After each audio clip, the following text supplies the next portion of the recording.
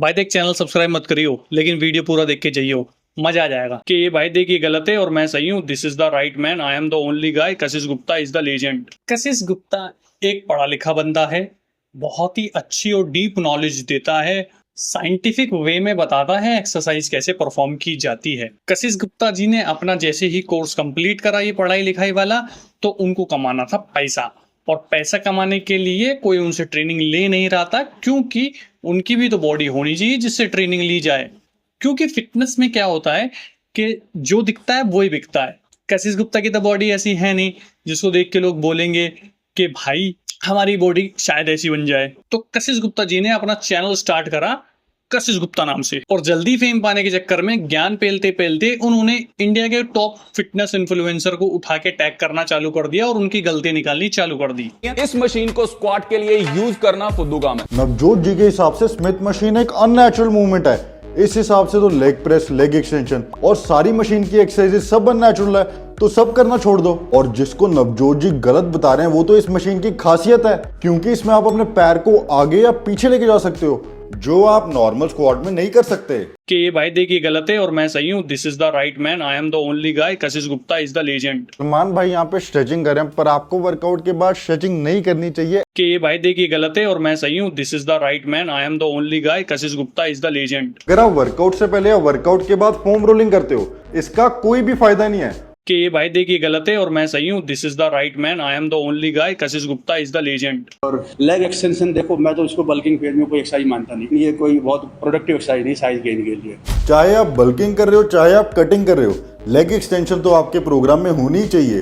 कि ये भाई देख, ये गलत है और मैं सही हूँ। This is the right man, I am the only guy, Kashish Gupta is the legend. अब कशिश गुप्ता जी के according barbell curl, bent over, deadlift, squats, ये सभी कंपाउंड मूवमेंट्स जो हैं वो सारी बेकार है, खराब है, रिस्क है, इंजरी हो जाएगी। और फॉर्म रोल और स्ट्रेचिंग अगर आप बिफोर या आफ्टर वर्कआउट करते हैं तो आपका मसल बिल्डिंग होएगा ही नहीं। दोनों चीजें बेकार हैं, यूजलेस हैं। तो बहुत सारे लोगों को जिम में जब जाके वो बेंच प्रेस लगाते हैं, कोनी और शोल्डर में भी पेन होता है, तो उसके लिए भी कोई सर अल्टरनेट दे दीजिए कशिश गुप्ता जी, द लेजेंड। पर व्हाट इफ अगर मैं आपसे कहूं कि कोई भी एक्सरसाइज का अल्टरनेट ढूंढने से बेहतर है कि हम उसी एक्सरसाइज में अपनी फॉर्म करेक्ट करें, जिसकी वजह से हमारा एंगल ठीक हो जाए, हम उसे करते करते करते करते इतने यूज टू हो जाएं कि फिर हमें कोई भी तरीके की ऐसी प्रॉब्लम ना हो, अनटिल और अनलेस अगर हमारी बॉडी का स्ट्रक्चर ही ऐसा हो कि अगर हम वो एक्सरसाइज परफॉर्म करेंगे तो हमारी रिस्क ऑफ इंजरी ज्यादा है, तभी हम अल्टरनेट के लिए जाएं। अदरवाइज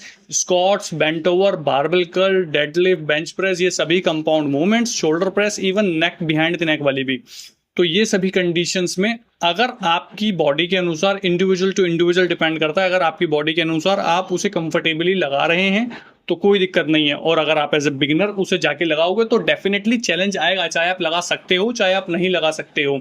लेकिन what you have to do is, आपको शुरुआत में बिल्कुल लाइट वेट से चलना है। सबसे पहले आपको फॉर्म एंड टेक्निक सीखनी है आपके ट्रेनर से। वो बताएंगे, वो सिखाएंगे आपको कि बेंट ओवर रो कैसे लगाते हैं, बैक में आर्च बनना चाहिए, डेडलिफ्ट कैसे लगाते हैं, पैर कहाँ रखने, घुटने कहाँ होने चाहिए, किस तरीके से ग्रिप लेनी चाहिए, कहाँ से उठाना चाहिए, कहाँ प्रेशर पड़ेगा, कहाँ नहीं पड़ेगा, तो वो चीज़ें सीखनी पड़ेंगी।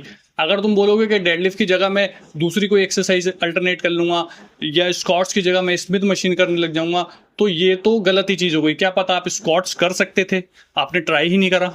और हर किसी का तरीका एक्सरसाइज को परफॉर्म करने का अलग अलग होता है। अलग अलग इंडिविजुअल अलग अलग तरीके से अपनी फॉर्म एंड टेक्निक लेकर आते हैं।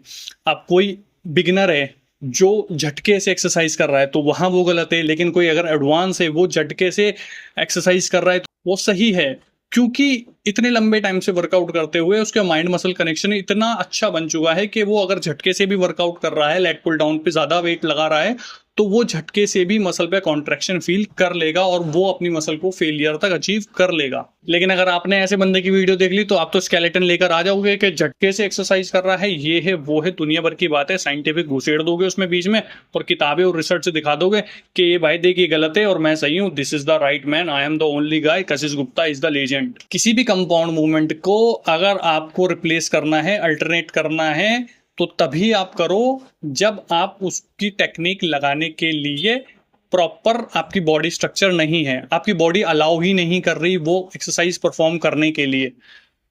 आप उसको सीखना चालू करो स्टार्टिंग में, अगर सीखते सीखते आपकी फॉर्म और टेक्निक पोजीशन अच्छी हो रही है तो एक दिन आप उसे अच्छी तरीके से लगाना सीख जाओगे और उस पर फिर वेट भी इंक्रीज कर लोगे। लेकिन अगर आप लगाओगे ही नहीं और शुरुआत से उसे स्किप करके अल्टरनेट ऑप्शंस पे चले गए तो आप one of the best exercises छोड़ रहे हो। जिम जाने का कोई फायदा नहीं है, मैं तो ये कहूंगा। और आपको ये बात समझनी चाहिए कि कशिश गुप्ता जी ने इन सभी फिटनेस इन्फ्लुएंसर को टैग ही इसलिए किया था, इनको टारगेट ही इसलिए किया था ताकि इन लोगों से रिप्लाई मिले, इसे फेम मिले, इसे लोगों की नजर में आए, इसके ऊपर चर्चा हो और ये फेमस हो जाए। एंड हुआ भी यही, जो कि बहुत सारे इन्फ्लुएंसर ने इसको रिप्लाई वीडियो बनाई थी जिसमें रोहित खत्री, नवजोत, मुकेश गहलोत इसके ऊपर रिस्पॉन्स करते हुए नजर आए। लेकिन जीत सलाल से मैं उम्मीद यही करता था कि वो रिप्लाई ना दे और उन्होंने वही किया। ठीक है, तो बहुत अच्छी बात है, अगर आपने रिप्लाई दिया भी, आपकी अपनी मर्जी है। अगर आप कोई आपके ऊपर एलिगेशंस लगा रहा है आप उसको क्लियर करते हो, लेकिन साथ ही साथ आप उसे फेम भी दे रहे हो, ये भी चीजें समझनी जरूरी है एक फिटनेस इन्फ्लुएंसर को आज की डेट में। और फिटनेस में अगर एक बिगिनर के पास दो ऑप्शन है कि या तो वो एक ऐसे इंसान से ट्रेनिंग ले सकता है जिसके पास सालों का एक्सपीरियंस हो बॉडी बिल्डिंग में, या उसने बॉडी बना रखी है, इतने टाइम से जिम कर रहा है, और एक ऐसा इंसान जिसने जस्ट अभी अपना कोर्स कंप्लीट किया है फिटनेस के ऊपर। तो वो किससे ट्रेनिंग लेना चाहेगा? मैं एज अ बिगिनर उस इंसान से ट्रेनिंग लेना चाहूंगा जो सालों से एक्सरसाइज कर रहा है, जिसे ऑलरेडी एक्सपीरियंस है। किताबी पढ़ी हुई भाषा में आप उसे चीज को समझ सकते हो थ्योरेटिकली, लेकिन जो एक्सपीरियंस कर रहा है उसे सालों से, उसे बहुत सारी टेक्निक्स उसे ऑलरेडी पता है जो शायद एक कोर्स करे हुए बंदे को नहीं पता है, क्योंकि उसने वो एक्सरसाइज हजारों बार की होगी और किताब में बस आपने एक बार, दो बार, तीन बार उसे पढ़ के समझा है, जिसे आप दूसरों को एक्सप्लेन जरूर कर सकते हो, लेकिन जब आप खुद एक्सरसाइज करने आओगे तब आपको पता चलेगा। और मैं तो ये मानता हूं कि अगर कोई बंदा स्क्वाट्स नहीं लगाता है तो वो कभी लेग का वर्कआउट ही नहीं किया। लेग का वर्कआउट बिना स्क्वाट्स के लेग का वर्कआउट मैं मानता ही नहीं। ठीक है, और मुकेश गहलोत जी जैसे बोलते हैं कि लेग एक्सटेंशन को भी मैं नहीं मानता, भाई मैं भी नहीं मानता। लेग एक्सटेंशन में पूरा वेट लगा देता हूँ और स्लो भी मार लेता हूँ, लेकिन वो इतना इफेक्टिव नहीं लगता मुझे उतना डिफिकल्ट और चैलेंजिंग नहीं फील होता उस पर जितना मेरे को स्क्वाट्स पे होता है। स्क्वाट्स में मैं 90 kg भी लगा रहा हूँ तो भी हवा टाइट होती है, बेल्ट बांधता हूँ, पीछे बंदा खड़ा करता हूँ।